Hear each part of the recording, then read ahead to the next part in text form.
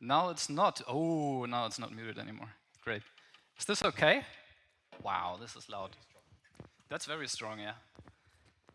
Okay, thanks again, Burkhard, for the intro. So we're going to talk about 2D and 3D prediction, but at first I want to say it is great to be back. Because of Corona, obviously, we didn't have any in-person lectures, and I've been giving this lecture since 2019. 2019, I was standing exactly right here for my very first lecture. This was shortly after wrapping up my master's and shortly before starting my PhD, and well, there was no opportunity to give it in person, and now it kind of goes full circle. Now I'm close to wrapping up my PhD and I have the opportunity to be back here. This is great. So, quick intro about me. I'm Konstantin. I actually studied computer science, so I was sitting right where you are sitting now in, I think, 2017, and at that point I had no idea that at one point I would be standing here and giving in part this lecture. So again, I've been with Rostlab for actually quite a while, but being a PhD student since 2019. And I'm interested in all kinds of things which are very visual. So I'm into simulation, visualizations of all kinds, complex systems. This is just something I find very fascinating. Since I'm a very visual person, I also do some visual stuff which has nothing to do with computers. So this is how I spend my spare time as well. And as you can imagine, as someone with this inclination going into bioinformatics, what I really like to do was to work with protein structure. Why? Because, I mean, just look at this, it's beautiful, right? So, in contrast to many other areas in bioinformatics where you're mostly playing numbers games and you're trying to beat the numbers of some competing group, in protein structure prediction, you really have a visual output. You have something that you can look at. And I find just protein structures very fascinating because they are incredibly complex, they are seemingly chaotic, and yet they follow certain rules, certain patterns. And this is what I think is very similar to art. Art is also, it can be very chaotic, but it still has these underlying rules, this meaning in it, which I find very fascinating. So, before we can talk about predicting structure, we need to clarify what is structure, really. So, there are multiple perspectives on structure. Let's clarify what this actually is. So what is this? What do you see here?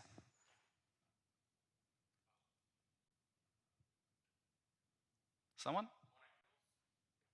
Please raise your hand, by the way, if you're speaking, because otherwise... Exactly. So this is, well, hydrogen bonds not so much. This here is an atom model of a protein and the covalent bonds between these atoms. So this is probably the most realistic way of showing a protein, right? This is what it is composed of. These are the atoms. It's the molecular view. What is this? Yeah? Exactly, it's a surface representation. So now we are seeing a little bit less in the sense that we're not looking through the whole thing, we're not having X-ray vision anymore. But this is clearly the most realistic representation of a protein because this is what it would look like if we were to see it with our own eyes. If we could see it, that is. We can't, so that's another point. And surface area, of course, is quite important because that's how the protein interacts with the environment, so where it can bind something or catalyze some reaction. So clearly that's the most realistic way of showing it, right? The surface. Now, what are you seeing right here?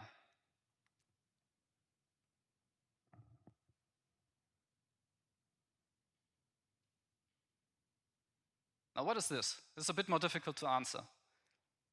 And you might be wrong with your intuitive answer, but anyway, what do you think you see there?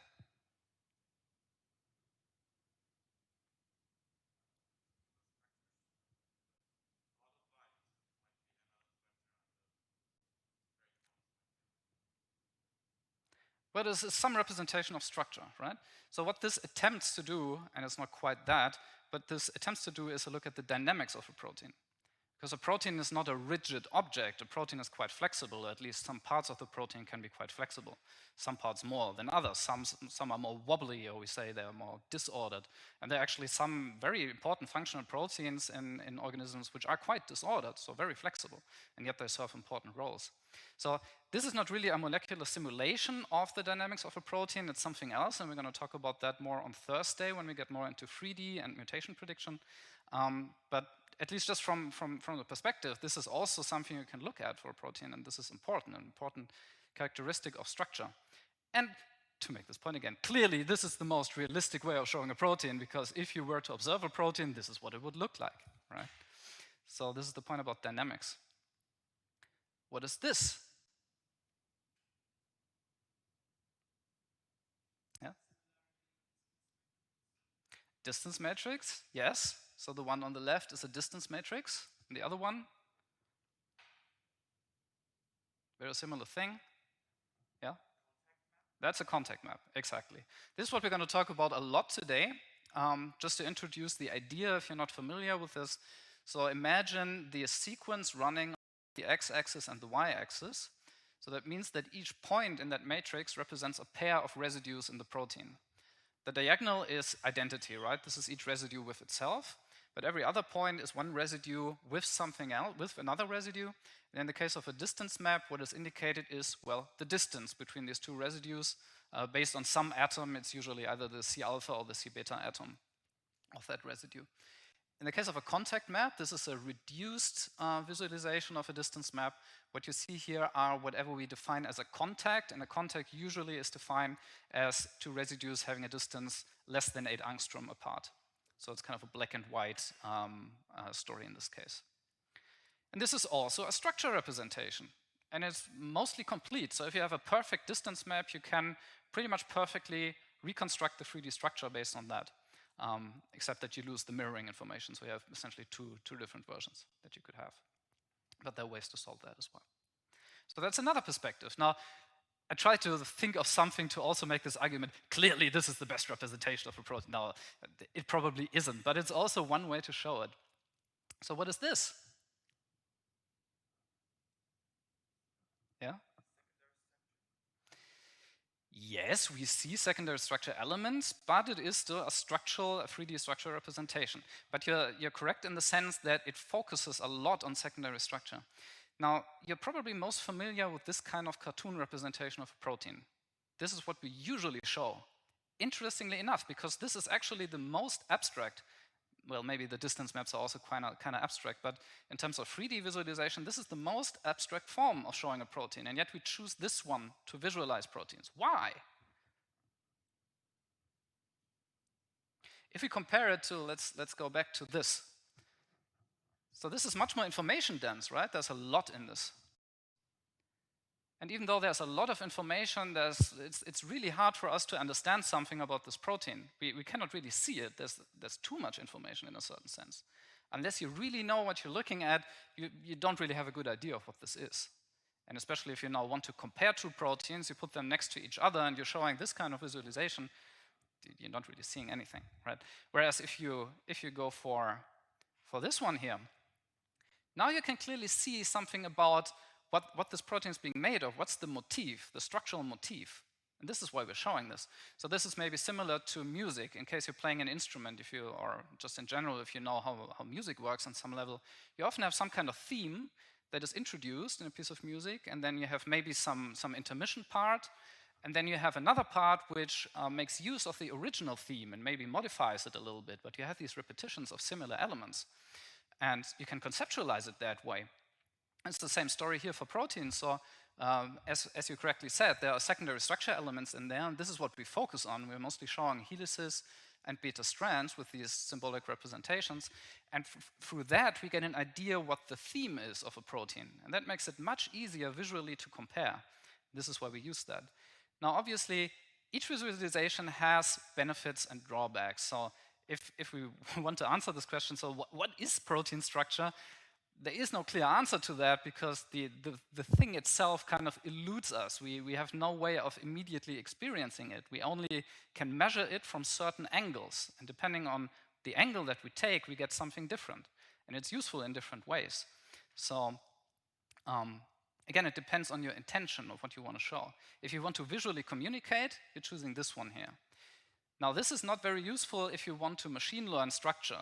This is too abstract for that. This is only the backbone and, well, some fancy annotations. You're not learning that with machine learning. So if you go for machine learning, at least for the 3D case, you're going for this, obviously, because the system can make sense of that, even though we can't. Or, and this is what we're going to focus today on, is using distance maps or contact maps. So let's talk about 2D representations and how to predict them.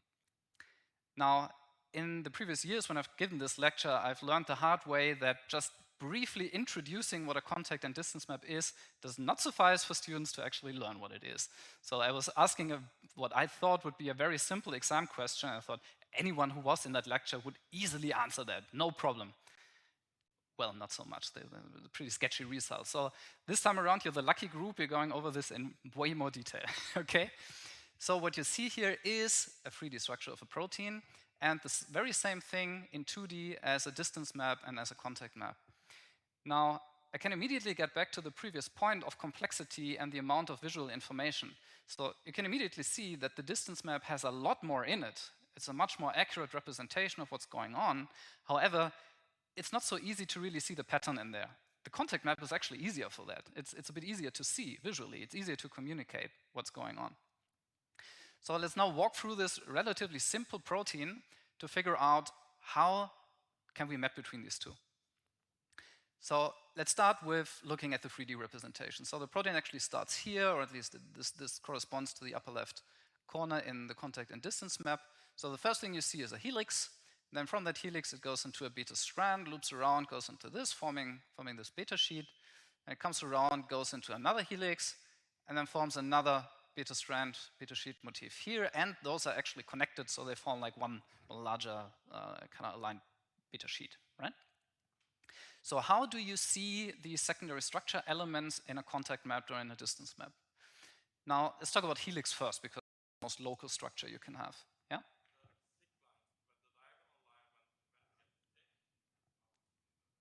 Exactly. This is a helix. Why is that? Well, if you think about how would it look like, how would the distances look like if you just had a stretched out string of amino acids?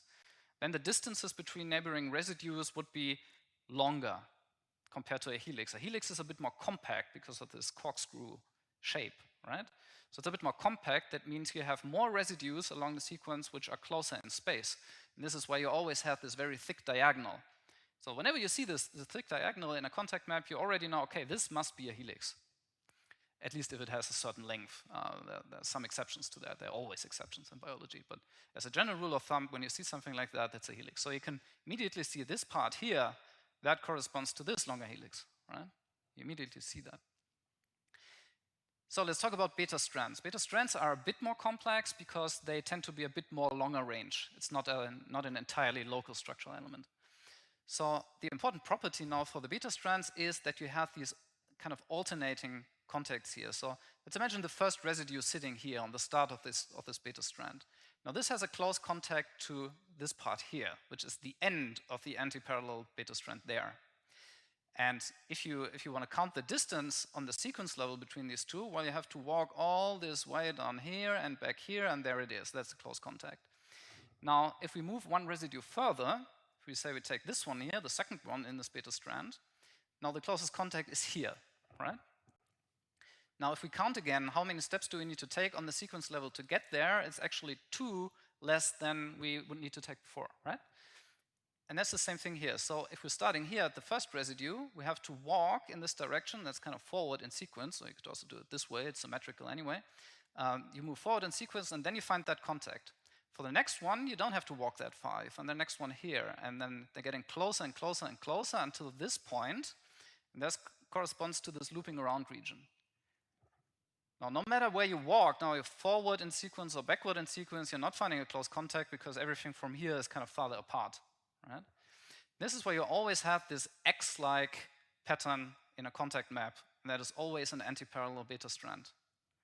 That's also good to know. So you can immediately see this repeats here. You also have this thick X pattern, and that incidentally is this beta strand there. So there's one more thing to talk about here. What is this? Yeah?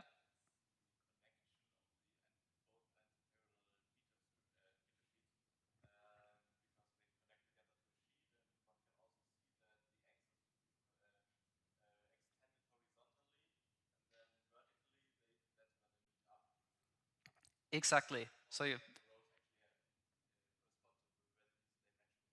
great, so you've understood it. Cool. So for everyone else, yes, it is in fact this point where these two strands are in contact. It's essentially the same idea like those, but it's less local. It is further apart on the sequence, because in order to move from here to this part of the sequence, we have to go all the way around here. Okay, so this is a longer range contact. When we say long range contact or medium range contact, we're referring to the distance on the sequence level. Okay, a long range contact, let me define this later a bit more strictly. Long range contact is everything that is a contact between residues which is further apart than 23 residues on the sequence. Okay, and this is in fact a long range contact. This is about, I think, ballpark 30 residues apart. And yes, as he has correctly said, you can kind of follow which parts of the protein are in contact by just looking at where it would map to the diagonal. So it is this part being in contact with this part here, and, well, surprise, surprise, this is exactly this strand here and this strand there. Okay? Now, if you understood that, there are beta strands which look a little different. So in these cases here, we have this kind of local pattern where it loops around and immediately goes in the other direction, and they're connected, anti-parallel. But we also have proteins where we have parallel beta strands. Now they are less local because we have to kind of move around in some way to at least get to the beginning and then be in a parallel fashion. But if you imagine that, what would that look like in a contact map? What pattern would you observe? Yeah?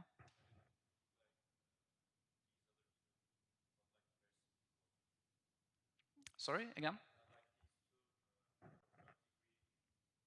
Like those? Closer? What do you mean by closer? Closer in distance? Not quite. I mean, the distance would be the same, essentially. So it doesn't matter if they are anti-parallel or parallel, the distances would be the same. But the shape of the pattern would be different. Yeah?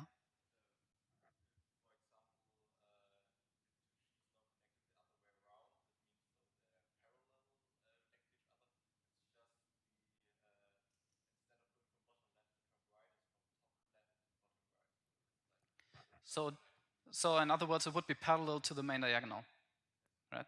So if you have the main diagonal, it would be something like this. And it would not be very close to the main diagonal because, again, it needs to be at least a medium range contact because the sequence has to loop around in order for the strands to be parallel.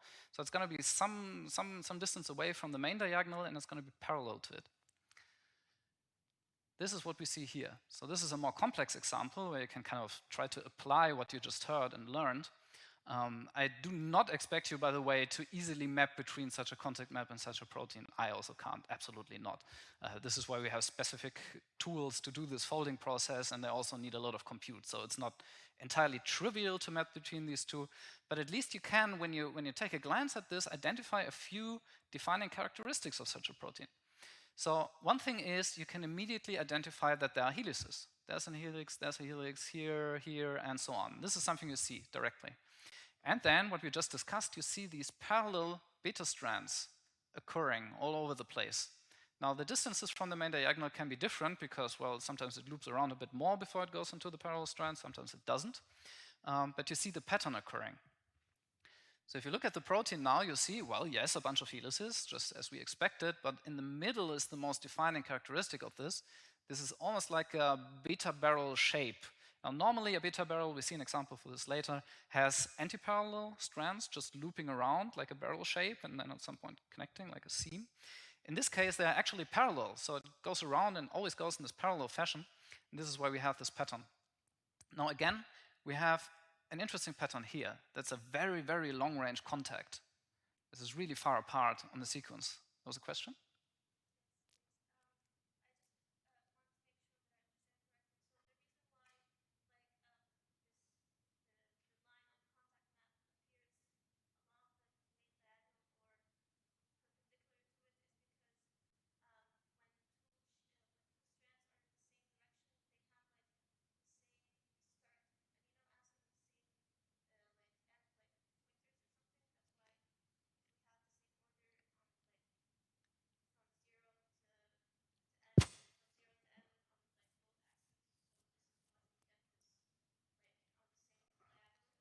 They run in the same direction, you could say. So for an anti-parallel beta strand, they go in different directions, right? So if you look at the context between these two and look at the positions in the sequence, you get this pattern which is orthogonal to the main diagonal. Does that make sense? And if they are parallel, if you're looking at contacts between two parallel beta strands, then they are going in the same direction on the sequence, essentially. And this is where you have something that is parallel to the main diagonal.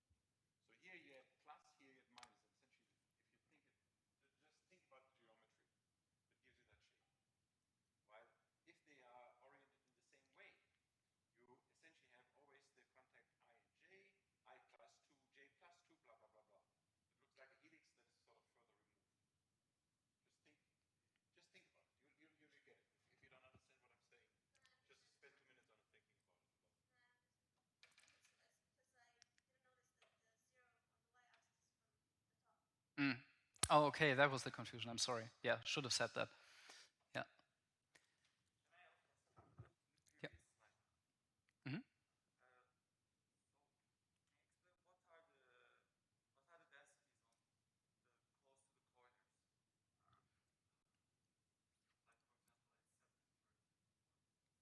What do you mean? So the edges?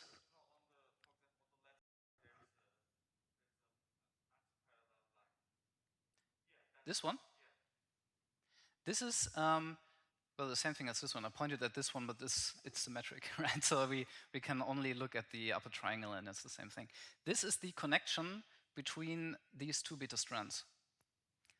So as we said, you can backtrace any kind of longer range contact if you're not sure which areas of the protein do actually connect.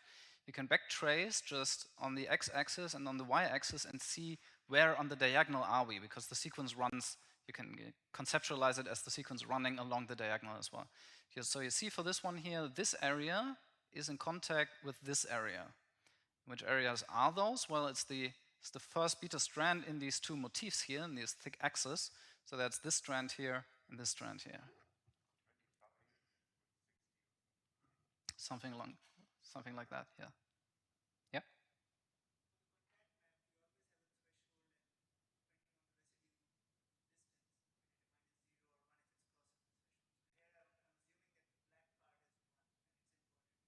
Yeah. Black means contact, yes. White means no contact.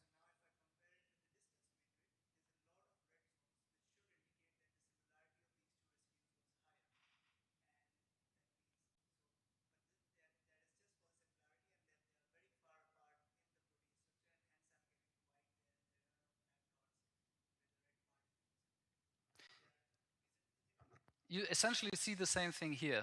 So the darker ones are exactly the parts which we see then in the contact map. So again, a contact map is defined as any two residues which are less than 8 angstrom apart. So essentially the cutoff is somewhere around here. So everything with this color here in the distance map would appear as a contact here, right? Okay, back to this. Spend too much time on this, we want to get to prediction as well. Just to make this point about this very long range contact here. So this is a very interesting one, and you often see this with these kinds of beta barrel shapes. Now again, we can backtrace what is actually in contact, and if you go all the way over there, I have a perspective issue, it's kind of shifted, but it should be lining up with this one, right? And this one lining up with this one down here. So what does that mean? Well, this is actually the point where this barrel has its seam, right? So you have these beta strands, and it goes in this barrel shape, and at some point there's this connecting point where it wraps around, and this is the seam which is going to be long range. So on the sequence level, this is very, very far apart, but here it wraps around. So this is what we would also call a barrel closing signal. It's very common in beta barrel structures. All right, so let's get into predicting. How do we actually predict those things? This is actually the classical way of doing structure prediction. Usually you would have some kind of machine learning device that goes from input information to 2D. And 2D in the classical sense means contact map. Predicting distance maps is a bit more recent. This has been done, I think, starting in 2017, 2018, so relatively recent. But up to that point, everyone was doing contact maps, and that is simply because it's the much easier task for a machine learning system if you have less compute available, no GPUs and all that stuff. So a contact map is a binary scenario, it's yes, no, based on this 8 angstrom threshold. So if you map this to a machine learning problem, it's just a single class classification task that you're doing for each residue pair. Now distances are more complex, also much more useful for 3D reconstruction, but it's harder to predict. And what people tried for a long time was to just predict the real value, the real distance immediately, but that didn't work too well, at least with previous machine learning systems historically. So what people figured out at some point was it's much easier, or it's much more powerful to do this if you wrap it into a classification problem. So you wrap distances into bins. So you say, okay, I define my first bin, and that represents distances between, let's say, 0 and 2 angstrom. And then I have a couple other bins from 2 angstrom to 2.5, 2.5 angstrom to 3, and so on, until some kind of upper threshold where I say, okay, I only care about anything up to, let's say, 22 angstrom, and everything above that, I don't really care, and I have just one last bin which represents every distance which is above that. And what we're then predicting is a probability distribution over those bins. So essentially, we are predicting a probability for each distance interval. How likely is it that this residue pair has this distance? This often looks something like that. So these are 2 example distributions you might get for one pair of residues. We're doing this for every pair of residues in a protein. You have on the x-axis the bin index. So this essentially goes from a very short distance to the catch-all bin, which says it's something above 22 angstrom, I don't care, and then the probability that the network predicted for this residue pair. This here is the default case. This is what you usually see because it's a very unbalanced problem. In any kind of longer protein, most residue pairs are not close to each other. Most of them are further than 22 angstrom apart. So this is what the network has the tendency to do. It just predicts the highest probability in the bin, which says, well, it's just far apart. In other cases where the network does in fact predict that there is a probability that these residues are closer together, you get a shape like this. So the class, the bin with the highest predicted probability is still the catch-all bin, which says it's very far apart. But you have this kind of probability distribution here where you see, well, okay, could be that it's somewhere, this would represent distances between like 16 and 18 angstrom, something like that. And this is an important thing to know when you want to break it down to a distance map. So if we were to do the intuitive thing and just say, okay, we take the class with the highest predicted probability, and this is what we say the network predicted, then in many cases you get something like this, which is very restricted information because we're throwing away this information. We would treat this distribution in the very same way as we would treat this one. And this is not what we want to do. So a more reasonable way of handling these distributions, if you want to make a distance map out of it, is to actually take the mean of the distribution, because then you're factoring in this additional information and you get a much more colorful representation with a much better idea of what the structure would look like. This is just for visualization, right? Just for showing the distance map. But it's an important point if we're then talking about using these distributions for actual folding. If you want to go the step further and look at the actual 3D fold of the protein. And the scripts that we're using for that, in fact, do take the whole probability distribution into account. They're not based on distance maps, they're based on these distributions, and they sample from that and try to fold the protein. So this is an interesting point to make here. So before talking about the classical way and then the way we do it with embeddings for 2D prediction, we have to talk about evolutionary couplings. So this is the classical way of doing it, and well, not just the classical way, the idea of evolutionary information is at the core of pretty much all state-of-the-art structure prediction systems, including AlphaFold 2, which is currently the state-of-the-art. So the idea is the following. We're interested in the structure for some sequence, right? So what we're doing now is we're generating a multiple sequence alignment based on that query sequence. The idea is we are looking for similar versions of that protein in other organisms. And what we're trying to see is how do they differ? There's going to be some mutations. Many proteins are so universal, they are present in virtually all organisms. Some are more specific for certain species, but usually there are a couple of variants across different organisms that we can take a look at, and they're all going to differ in some way. There's going to be mutations in them. Now we can see patterns in those mutations in multiple sequence alignments. The first thing you can observe usually is that some positions mutate more often than other positions. Why is that? Well, some positions are less important for the folding of a protein, and therefore the function, and some are more important. So some position in a protein which is crucial for the binding site, for example, that is very sensitive to mutations. If you change something there, it might break the protein, and therefore maybe the organism just cannot exist, cannot live. And ultimately, everything we observe is something that works. This is something you have to remind yourself of. So that's one thing. You know which positions are important and which are not. But the most important information we get from this for folding is, do we see correlated mutations between certain positions? So do we have pairs of residues which always mutate in a correlated fashion? Now the reasons for why they do this can be manifold, but what we sometimes at least see is that they are actually close in 3D space, so these two residues are in fact forming a contact in 3D space, even though they are a little bit further apart on the sequence. And since they are close in 3D space, they are somehow important for the structural formation of the protein, and they have to mutate together in order to keep the structure working. Okay? That's the idea. And if we find enough of those correlated mutations, we get a lot of constraints for what the fold would look like. Right? Now the thing is, the further apart these positions are, the better. Why? So we're mostly interested in long-range contexts. Those are the best we can find. Why?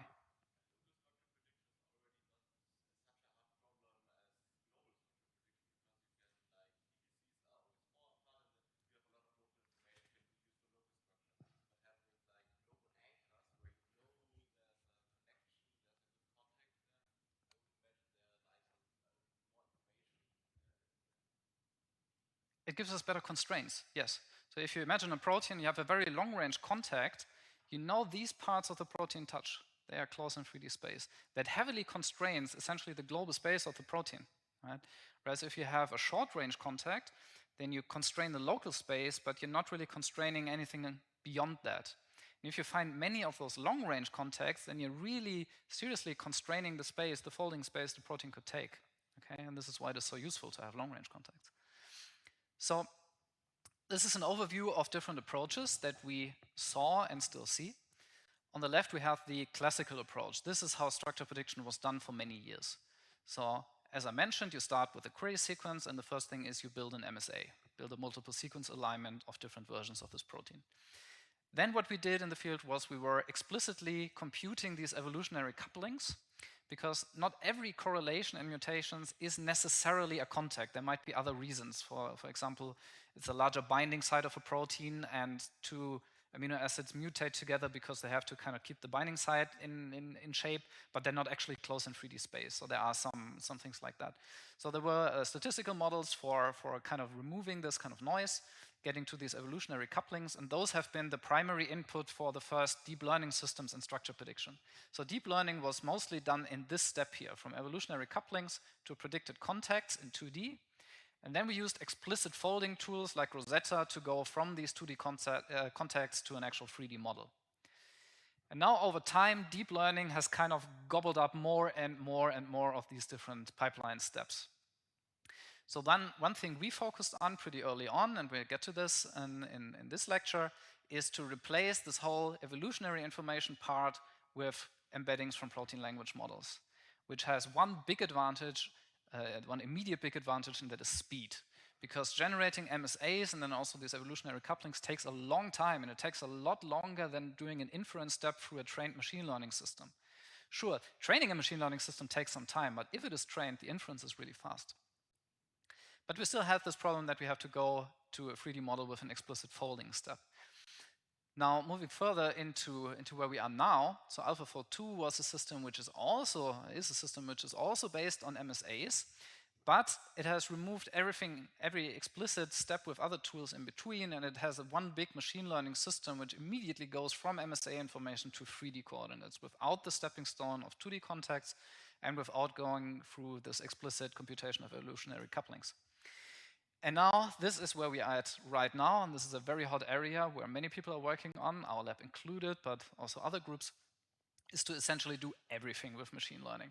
So we are replacing, we're throwing out MSAs, we're using protein language models, and we're having systems which, like AlphaFold, immediately go to 3D. And then, of course, the last consolidation step that we will see in the near future, I would expect, is to have this as just one big machine learning pipeline, which goes from query sequence through transformer architectures to 3D model. So let's talk about CUSP. I think I mentioned CUSP. Did I mention it? I don't know. I think Burkhard mentioned it at some points. So let's talk about CUSP a little bit because it's very important for structure prediction. This is the critical assessment of protein structure prediction. This is an experiment which is running every 2 years since 1994.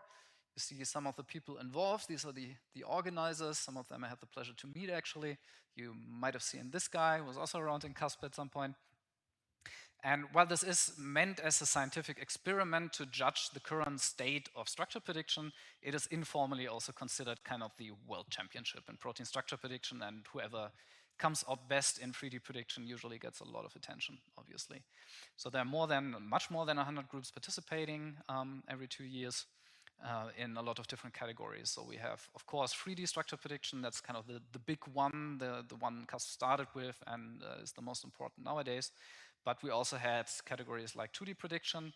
Not anymore. This time around, CUSP 15, which is currently running, 2D is actually not part of it anymore. So this is kind of why this lecture is almost historical in a certain sense. We're not really doing it anymore as a stepping stone. It's mostly 3D, but there are other categories like QA, like judging what's the quality of a predicted structure, how well is it folded. Now, CUSP is done in a double-blind fashion, and this is very important about CUSP. Double-blind here means neither the participants, obviously, nor the organizers know the actual folds of the proteins for which we're trying to predict. So the process is the following. The CUSP organizers get in touch with experimental biologists who are currently, at the time of the experiment, when it's supposed to run, are working on solving structures experimentally. Okay? This is what ends up in PDB then at some point. And they agree then that the biologists do not publish their resolved structures until the end of the experiment. Based on those structures, we are then handing in predictions in a certain time frame. Usually targets are released in a rolling fashion, and there are like 3 weeks time to submit predictions for most participating groups. And then at some point in August, it closes, experiment is over, then structures are released at some point. Not all of them, because some experiments just didn't work, some structures are not resolved, or some groups just didn't get to it, or sometimes they even figure out, oh, whoa, we thought this was a new protein, but it's actually already in PDB, so things like that happen as well. But for some kind of subset, we then have the structures, they are novel, and then we evaluate on this. And this gives a good insight into how well structure prediction systems perform. So back to contact predictions, to the historical case. How do we evaluate contact predictions? Now, contacts are a binary classification, right? So we have the usual metrics. We can compute precision, we can compute recall, F-score, Matthews correlation coefficient, which I like in particular because it factors in all the possible outcomes instead of just a few of them. And what we usually do is we differentiate, as I mentioned, between short, medium, and long-range contacts. Long-range contacts being the most interesting ones, which have a sequence distance of more than 23 residues, and medium being between 4 and 23. Okay. Now, when it comes to distance prediction was like a brief intermission phase between contact prediction and full-out 3D prediction. So CUSP never actually got to defining metrics on evaluating distance maps, even though they allowed the submission of distance maps for exactly one CUSP experiment, the last time, CUSP 14. But now we're not having 2D as a category anymore, so it doesn't matter. But distances were essentially just broken down to contacts, and then the contacts were evaluated. This was just the way it went. So now, the main metric for CUSP for the evaluation of contacts was actually none of those, interestingly enough. It was a different metric, one which is actually, as far as I know, only defined for contact prediction. And for that, I would pose you a question. So if you think about predicting a contact map, especially in the context of using it to reconstruct 3D afterwards. So using the 2D context as a set of constraints for folding the protein. What is more important? Would you rather maximize the amount of true positives in your contact map, or would you rather try to minimize the amount of false positives? What do you think is more important? Why?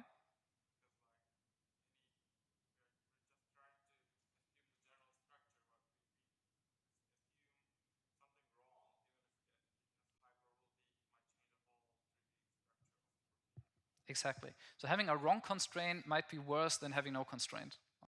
Pair. That's true. This is not quite true historically. So for very early systems, which weren't quite that powerful, it was maybe more important to have some positives somewhere. But nowadays, where we have pretty good machine learning systems, we really want to have proper constraints. We do not want to have constraints which are wrong, because they will impact the folding and confuse the fold. So this is why we have a specific metric for CASP for the evaluation of context, and that is top L precision. L being the protein length, so this differs for protein depending on the length of the protein. So the idea is the following: you take the L. Let's make it concrete. We have a protein with 100 residues. So you're looking at the 100 most confident long-range predictions of residue pairs. And you're taking those irrespective of your probability threshold. So you're not just taking them if they are above 0.5 or whatever your decision threshold is. You're taking just the most confident ones, even if they're just probability of 0.2. You do not care. Take the top 100, and then you compute precision just based on those. You see how they correlate with the actual contacts. The idea behind this is that you figure out how much the confidence of your predictions correlates with the actual contacts, because that is exactly what you said, that gives us that makes us assess how good the constraints are that we have. Now, what we usually see is something like this. If you take fewer, and you usually do this for a couple, for L over 2, L over 5, L over 10, so this is less. So for a protein with 100 residues, this is only the top 10, okay, the top 10 highest confidently predicted contacts, and you check the precision, and usually that is higher, or at least you hope that your predictor behaves in that way, that you get a higher precision for this smaller set, and then usually you get slightly lower precision for that. I mean, obviously you want high precision everywhere, but if this is not developing in that way, then something is wrong, because that means if you take the highest confidently predicted ones and your precision goes to 0, then, well, you have some bad constraints in there. You don't want that. Now, top L precision is useful. Yeah, sorry.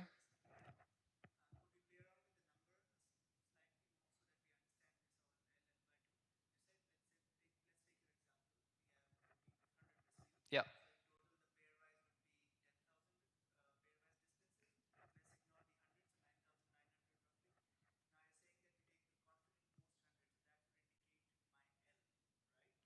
Yeah, so protein has 100 residues, so we take for L the top 100 most confidently predicted contacts.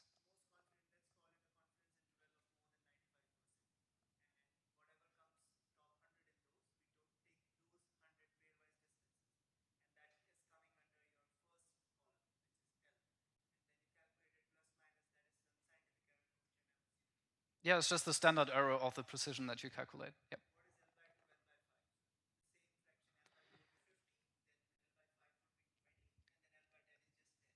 Here would be the top 50, this is top 20, and this is top 10. Yeah, it's just a smaller amount, just the even more confident ones, just the top 10 for that. Yeah. So while this is a good metric, it also has some drawbacks. I just want to show you this example here.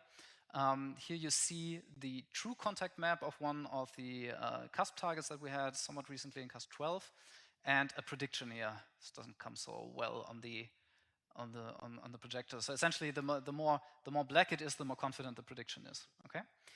And again, for top L, we're only looking at long range. So we're only looking at something that is further away from the main diagonal. In this case, it would be essentially just this one here, right? That's the only thing we get. And actually, the top L precision on that is not so bad.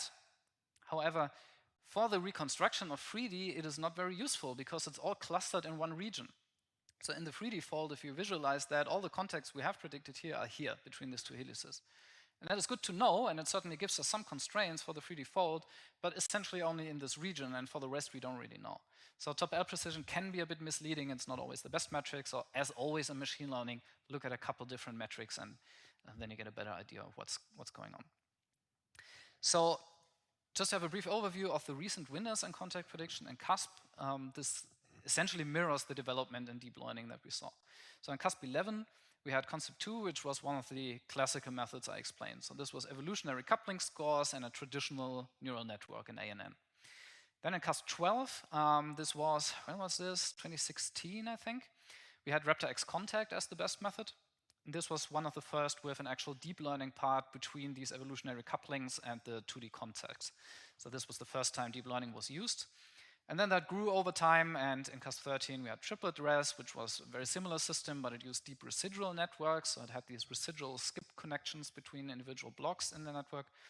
And then in CASP 14, 2 years ago, we had T-fold. Last time we had contact prediction, which was also a deep residual network, but also put in attention, which you've heard about last week from Michael Heinzinger. And this was also a method that inferred distances instead of contacts. And now this is all over because CASP 15 doesn't have any contact prediction anymore. We're just going for 3D at this point.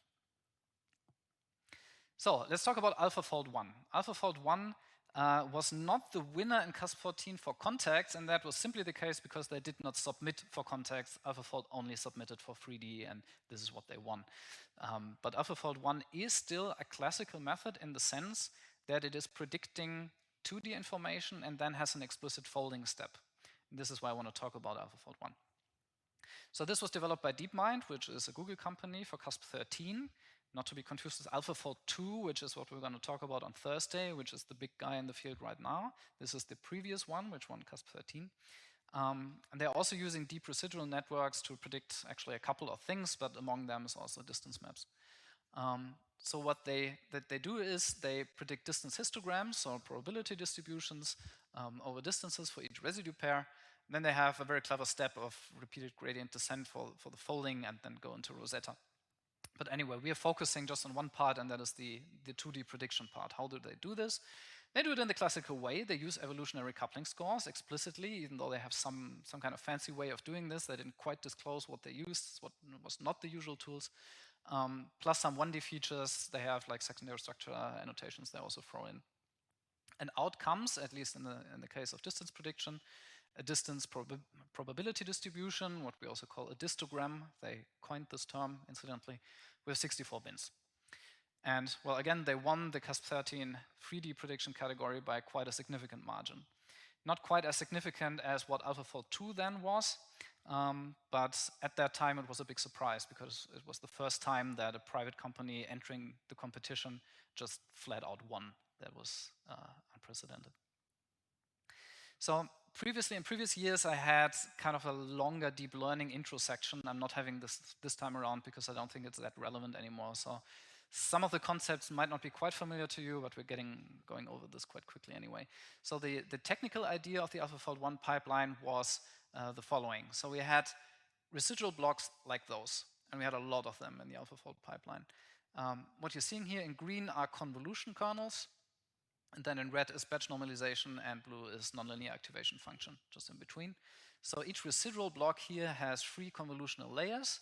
The first and the last are just for down and upscaling of feature channels, and the one in the middle is the one doing the actual inference work with a 3x3 2D convolution kernel, which has a dilated convolution. Just quickly, if you're not familiar with what a dilated convolution is, it's indicated up here. So a regular convolution kernel, let's say 9 by 9, I think it's 9 by 9, would look something like this. So you're sampling whatever is in your 2D input at each position where the filter kernel is applied to. Now, dilated convolutions are crafted in such a way that they have the same receptive field as a corresponding like regular convolution kernel. It's just that they sample sparsely. They don't sample every position. Now, the advantage of this is that you get by with a lot less free parameters, right? It's just 3 by 3 parameters. Here it is 9 by 9. It's a lot more. So fewer parameters, but the same receptive fields, so the same kind of input you consider. And if you stack them, well, it's essentially conceptually the same thing, but fewer parameters. And this is what allowed them to train such a deep network, because at this time, well, nowadays it doesn't sound like much, but at that time, 220 of those residual blocks was a lot. It was really a lot. So back then, other systems in deep learning, like RaptorX Contact or Triplet Res that we looked at, had something like 10 layers, 10 convolutional layers, and I really mean convolution layers, so like this, and they had 220 residual blocks, each containing 3 convolution kernels. So this was a huge system at that time. And it was also relatively big in terms of free parameters with 21 million. That's nothing today, but at that time it was actually pretty big. Yeah.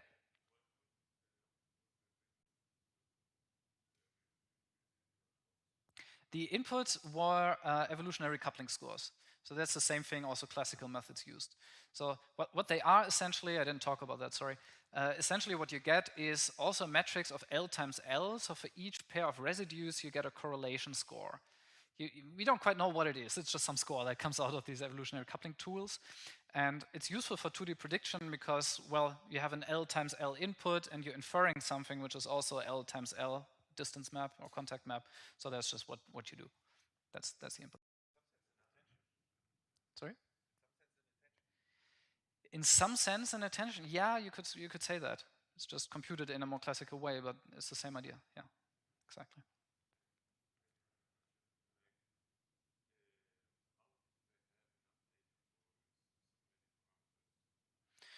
Well, nowadays you can really do it. I mean, PDB has grown considerably over time.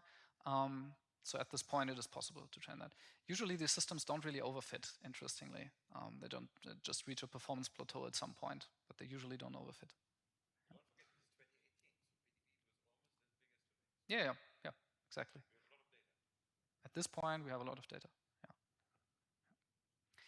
So one other idea which was interesting for AlphaFold 1 was the idea of cropping. So normally what other methods did was they were inferring a full-size contact or distance map in one go. So they were inferring something L times L. And also the input evolutionary couplings were a matrix of L times L. Now AlphaFold did this differently. They did inference on crops. So they cut out 64 by 64 pieces of the input and inferring then the corresponding piece in the output instead. Now this might seem a little bit strange. Why are they chopping this up? Why is this useful?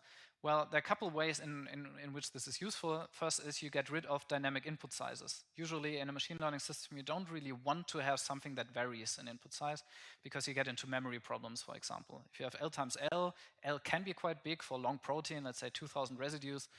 That scales quadratically, so your representations become really big. You also cannot really do mini batching, right? If you have dynamic input sizes, you have a protein with 100 residues, protein with 300 residues, how do you put them together in this machine learning system in one go? You can't.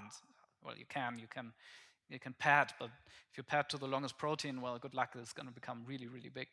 So this cropping approach was a really cool way to do mini batching. They also said that they did this for data augmentation. I'm not quite sure if that argument holds, but it's certainly cool for memory consumption because you have good control over how much memory the system actually consumes. And the other thing is just methodologically, why could they actually do this? You could expect if you just put in a 64 by 64 crop, that would certainly not reach the same performance as if you were putting in the whole protein. Because how is the system going to learn like longer range contacts if you're never showing it, like what are the relationships in the input? But surprisingly enough, it actually works. So apparently the evolutionary coupling scores already have such a good signal that with machine learning systems, you could do the very same thing when you're just looking at 64 by 64.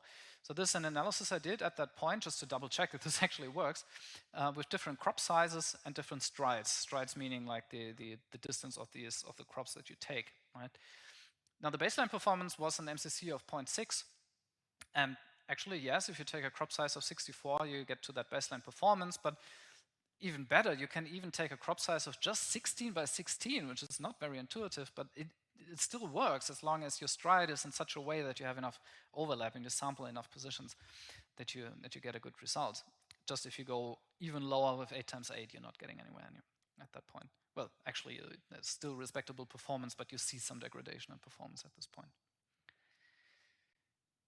Okay, but now to more recent stuff.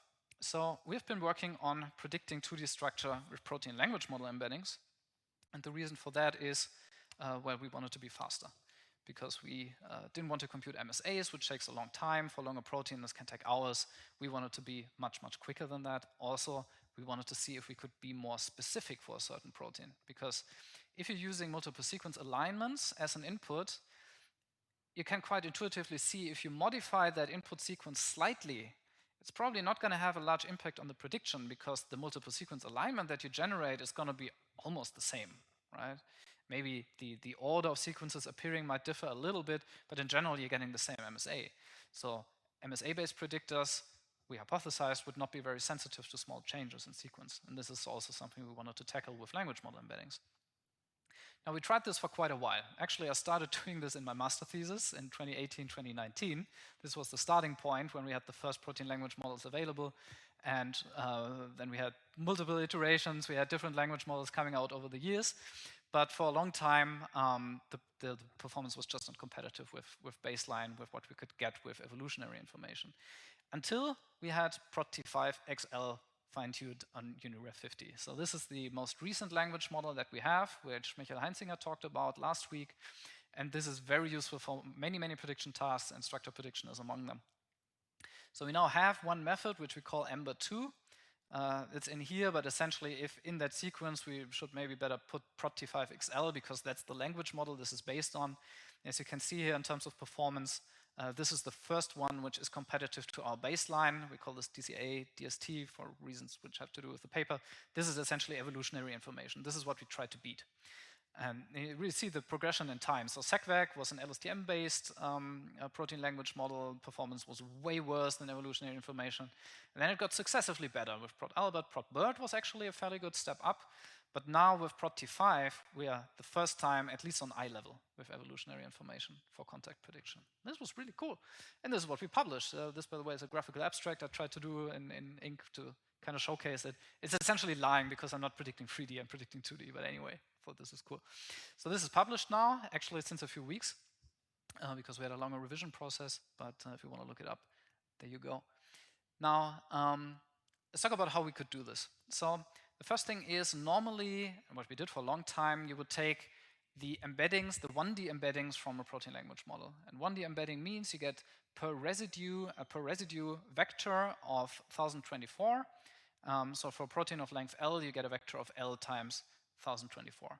And this is what we used for a long time. Now the problem is when you try to predict something in 2D, it is not quite so handy to have an input which is 1D. You can deal with that, you can kind of expand that and concatenate and get pairwise information. But what we then thought about was maybe we can also extract 2D information from the transformers.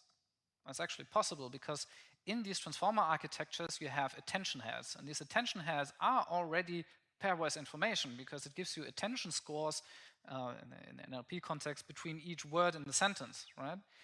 And in our case, we don't have words, we have amino acids, but that is an L times L representation. So we figured, okay, we could maybe try to just extract those 2D attention heads, and then we can do a 2D to 2D prediction with our machine learning system. And as it turns out, that in fact works very, very well. So here you see a comparison of different network sizes based on two different inputs. So the blue one is EMBER2. This is the one which makes use of these 2D embeddings of the attention heads from a transformer. The other one is just essentially the same thing, it's just without using the attention heads, it's only using the 1D embeddings. And you can see the performance is, in general, a little bit higher when we're using attention heads, but also we can get away with very, very small networks.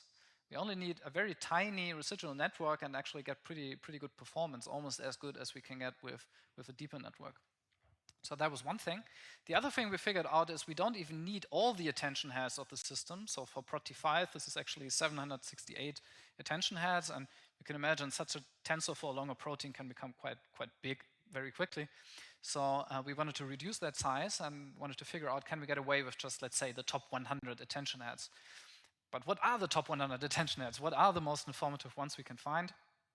We did this with a logistic regression analysis where we're throwing in all attention heads and then figuring out where are the weights the highest. Then we just selected those attention heads and retrained and checked performance, and actually, voila, yes, with top 100 you essentially get baseline performance. You don't need all of them. Anyway, so this is what EMBER2 looks like in terms of the overall architecture. So we have a pre-processing step here where we use the PROT-T5 model. So we're not doing MSAs. Instead, we're throwing the query sequence into the PROT-T5 transformer. We extract those 2D attention heads out of it, L times L.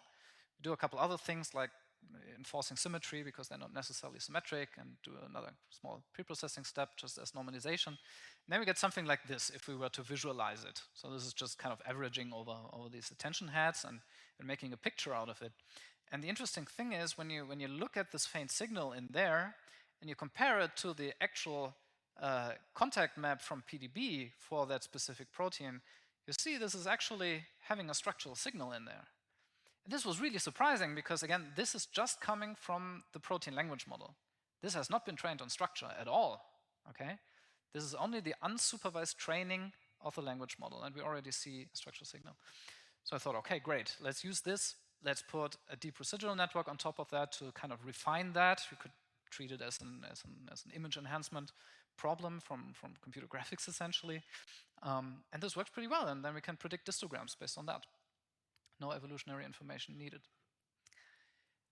Now, in terms of performance, we are not quite up to the level of AlphaFold 2. Question? 2 slides before, yes.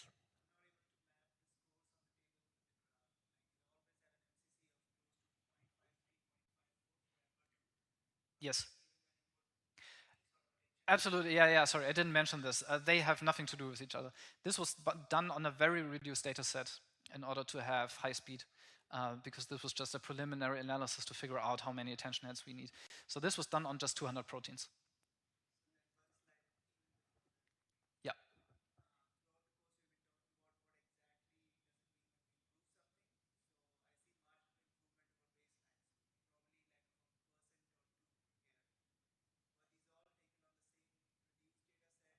Yes. Same stuff, yes. Yeah. Okay, so in terms of performance, we're not up to the level of something like AlphaFold 2, but this was also not our goal. What we were comparing with was RaptorX at that time, because RaptorX was the only available 2D predictor, which is considered state-of-the-art, more or less. The other ones, which were winning CUSP more recently, are not available, so we couldn't use that. But RaptorX is still considered essentially one of the state-of-the-art approaches for 2D prediction. So if you compare that first on contact prediction and then on 3D prediction, for contact prediction, you see the MCC is kind of, well, give and take. For some samples, we are better, for some, we are worse. Now, the color of these dots, which are individual samples on our test set, the color indicates the number of effective sequences for that protein. That means how diverse is the MSA, how much evolutionary information is available. So the darker the dot, the less evolutionary information is available. Now you can see, at least as a general tendency, that the lighter dots are here in favor of RaptorX, so there's more evolutionary information available, so this is why it's doing better. And then for some of these dots here, especially those, there is less information available, and we are doing better on those. Makes intuitive sense. Now for 3D, it's also kind of a give and take. We are very similar in terms of score. For some, RaptorX is better, for some, we are better. And you see some visual examples for this here. Yes, so this is the number of effective sequences in an MSA. And that means the number of diverse, it's an indication of how diverse an MSA is, how much information do you have in there, right? And the more you have, then the better methods work which are operating on evolutionary information, right? Okay, so again, one big aspect of our approach with just embeddings is speed. So if we don't need an MSA, we skip all this compute intense part at the start of the pipeline, and the inference of the machine learning system is pretty fast anyway. So one thing we can do with this is actually do structure mutation in silico. This is something you would not be able to do with systems like AlphaFold. Now, one example for runtime is here. So for, let's say, a larger data set of 25,000 sequences, we timed this, so Ember2 takes just a couple hours, whereas with AlphaFold 2, well, this takes more than a week. So you're not doing this for large data sets. And then again, going back to what I said initially, MSA-based methods are not sensitive to small changes in sequence. Our approach could be. This is something we needed to show. So what we tried to do was to figure out, are we sensitive? Because we're not using evolutionary information, we're not using an MSA, we're using embeddings. So maybe a small change in the underlying sequence causes a change in the embeddings and then causes a different structural signal. Now the problem with that is we have no large data set of experimental structures with point mutations in there. That simply doesn't exist, and that's just because it's very costly to do these experiments, so we don't have that. So how can we actually validate that what we're predicting in terms of mutation effects is in fact more than just noise? And we have to do this by proxy. We have to use some kind of indirect way of doing this. And one way of doing this that we thought of was deep mutational scans. So deep mutational scans are an experimental technique where you measure the functional impact of point mutations. So essentially, they're varying a protein, introducing point mutations, and then they just look at whether or not the organism still lives or not, okay? And if it's doing well, then okay, it didn't have a functional impact. If it's not living anymore or it's somehow impaired, that's getting a lower score. Now, what we expected was that we could see a correlation with this. So the idea was we take a protein, we predict the structure with our system, then we are introducing mutations, point mutations, and for each possible mutant, we are also predicting the structure. Since we are so fast with our predictor, we can do this in reasonable time. So we have for a protein like a couple thousand predictions of individual mutants, and now we're comparing these predicted structures, and we measure how different they are to the wild-type structure. And whatever we get out of this, we compare now with the DMS scores and see if that correlates for us and for AlphaFold 2. And this is then the cool thing that was probably the main point of that paper that we did. We do in fact correlate with these DMS scores, and we do it much more than AlphaFold 2. So we are much more sensitive to the effect of point mutations. So this is a lot of information here. Let me break it down for you. So we have for 5 proteins, these are the 5 columns, we did this experiment. We could only do this for these 5 because they were very short proteins for which we did have DMS data. And we had to use short proteins because for AlphaFold 2, again, it just takes weeks to compute all these thousands of mutations. Just for ours alone, we could do it for much more, but to compare it to AlphaFold, we had to restrict it to just a very few small proteins. And then for each of these proteins, you see the Spearman correlation between the structure deltas that we got and the DMS scores. So essentially, you can look at the Rost down here. So for EMBER2, just E2 short for that, and CF is for collab fault, for essentially what is AlphaFold 2 is the inference pipeline you run AlphaFold 2 in. And you can see the correlation for EMBER2 is across the board much higher, where it is relatively weak for AlphaFold, as we hypothesized it would be. Yeah.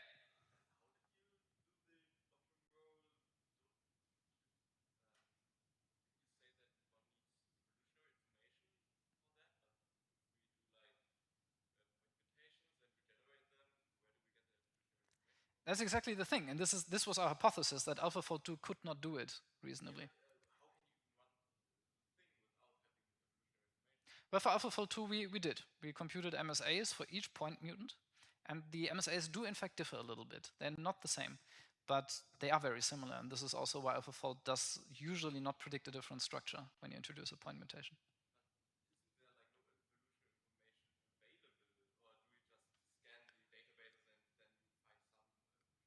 Yeah, exactly. We do it like for any other structural prediction. You scan databases, you look for related sequences. Ah.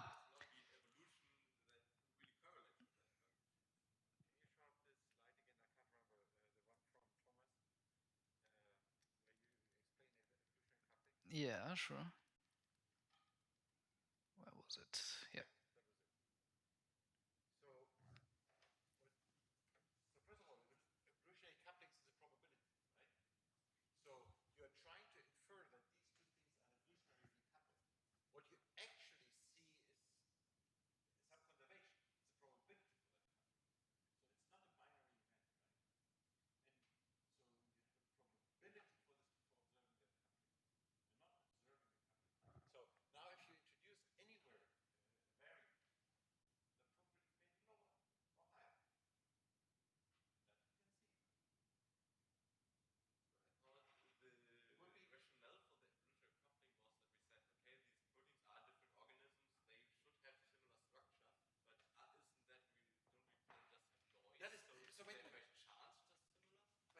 That is true.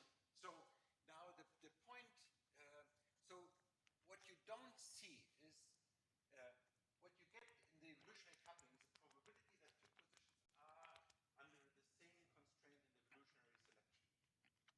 Which of those 2 are the ones? It could be 2 others. So the family alignment is between the position here and the position there, and the position there and there, right? So you have to unravel which ones are the real evolutionary couplings. And that you can only in a probabilistic sense. Not ultimately. So yes, the model is there are real evolutionary couplings. But from the sequence, we don't see the real one. We see probability for, and that is what we use to predict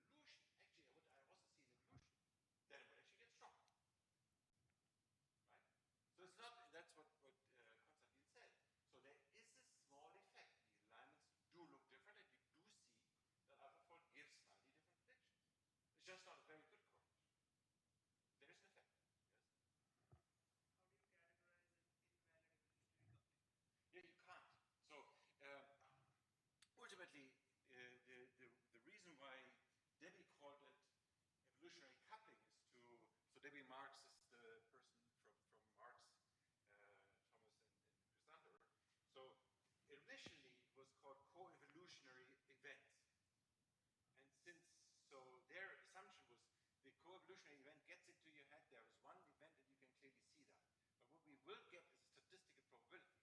And that's why she called it coupling, an evolutionary coupling, right? It's just probability. So it's more, let's say, this is more frank or more real as to what we can actually observe.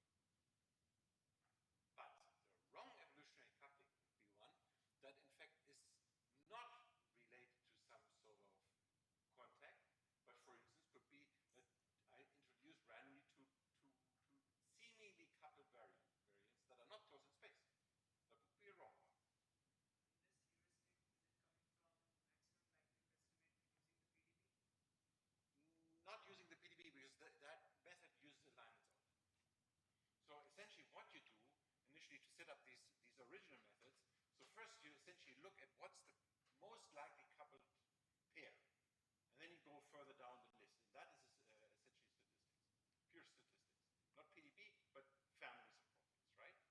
Then comes the next step, to say, how can I translate that to a structure prediction or distance prediction? And that then uses PDB. And those are the methods that Konstantin related to CASP 11, so roughly 10 years ago, that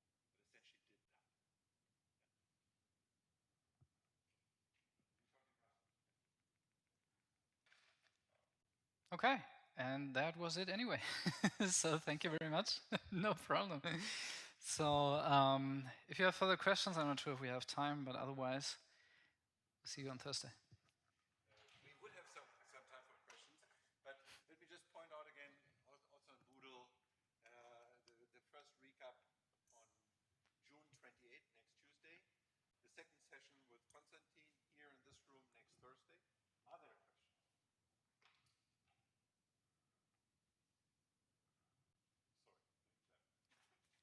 See you on Thursday then. Thank you.